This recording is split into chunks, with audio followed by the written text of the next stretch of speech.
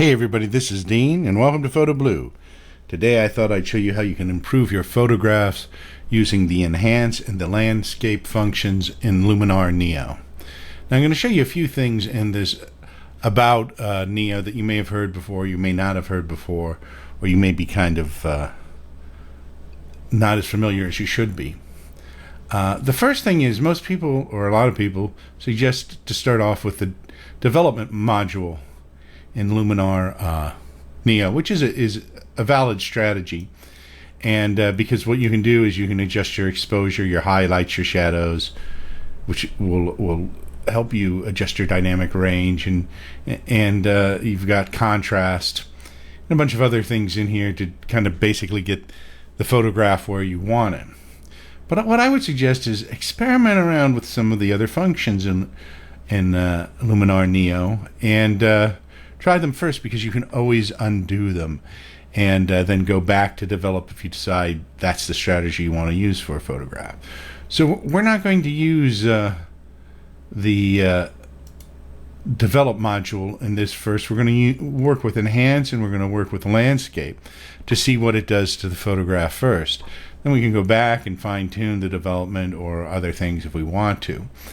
The other thing to remember is when you apply any function to Luminar, if you move off that function, it kind of sets it into the edits. So you actually have to go back to the Edits tab and find in your history where you did whatever you did. So if you want to reduce or remove that one function, you can do it here.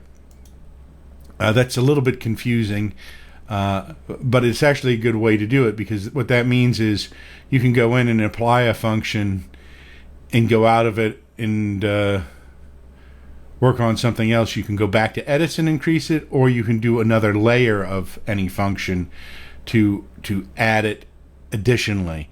So you can add that additional layer and increase the effect even more a lot of times. So that's something to remember on there. If you get lost, you can always go to Actions and revert to the original and start over again. All right, so now what we're going to do here is I have this landscape of this waterfall here, and what I'm going to do is I'm going to go to Enhance. Now, a lot of times people go right to Sky and replace the sky, like if they don't like this sky. What I suggest is go to Enhance first, and we're going to see what Enhance can do for us. If we like it, we keep it. If we like it and keep it, we can adjust other things if we want, or we can just remove it if we don't like it. So we're going to go to Sky Enhance, and I'm going to enhance it all the way in this case. You can adjust it to the way you feel is best for the particular sky in your situation, or the way that you like the sky.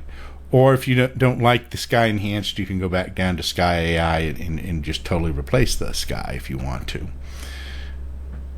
So we're going to undo that real quick, and we're going to go to Accent AI,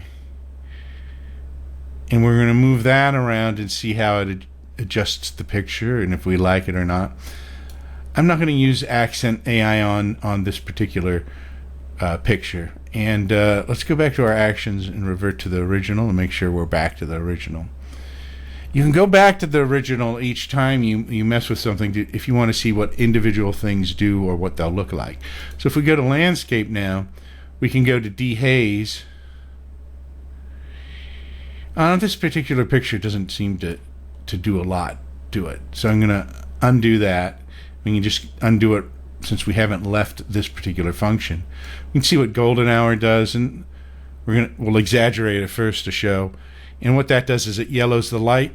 The golden hour you probably aren't going to want to use in most photographs unless they were taken at that time and you want to enhance the golden hour, or if you want to change the sky to kind of a sky that's more like a golden hour sky and you want to warm it up. But basically golden hour warms up the photograph. So we're going to undo that as well. Now the other thing to look at is the foliage enhancer, and that brightens up the foliage. You can definitely overdo that a little bit. So you have to kind of gauge it by your picture and to your particular tastes. I'm going to undo that. So now we're going to go back to actions, and I'm going to revert to original one more time just to make sure we don't have anything in there. And then we're going to go back up to the top. Now, the way I suggest kind of approaching it first is in this particular photograph, I want to enhance the sky. And so we're going to go with that first. The accent I've already tested, and it didn't do anything that I particularly liked. So we're going to go to landscape. And on landscape, I'm going to use the foliage enhancer on this. And so I'm going to I don't want to brighten it too much like that. I want to bring it back just enough to pop it a little bit. So this photograph looks a lot better just using the enhance functions and the landscape functions. And if I go here to change it back to the original, you can see how much more the picture pops just by doing that. Now you can adjust this to your taste, and you can add other functions to it. But those two functions, the enhance and the landscape, I think are ones that are kind of neglected with all of the other great functions in Luminar Neo. So that's how you use enhance and landscape to improve a photograph in Luminar Neo. I'm Dean, and this has been Photo Blue, and I'll see you next time. Don't forget to subscribe, share, and like.